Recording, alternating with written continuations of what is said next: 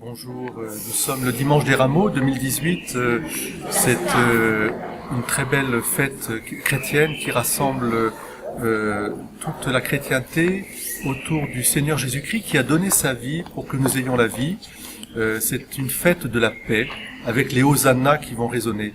En ce dimanche, nous ne pouvons ne pas associer notre prière à la France endeuillée encore par le terrorisme islamique qui a frappé à Trèbes et à Carcassonne. Justement, c'est un exemple similaire. Voilà un lieutenant-colonel Arnaud Beltrame qui donne sa vie pour que d'autres aient la vie. Là où certains veulent au contraire ôter la vie en se suicidant. Ce sont des attaques terroristes suicides.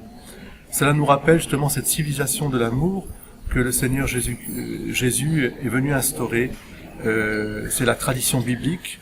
Ça nous relie aussi avec nos frères juifs qui eux aujourd'hui aussi prient pour la France.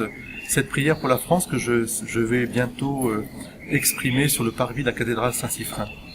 Une prière qui nous fait prier pour que la France porte toujours plus fort et plus haut ses idéaux de liberté, d'égalité, de fraternité, comprises vraiment comme venant de Dieu, d'un Dieu éternel, Père de toute tendresse et miséricorde, et qui veut réunir ses enfants dans une seule et même famille.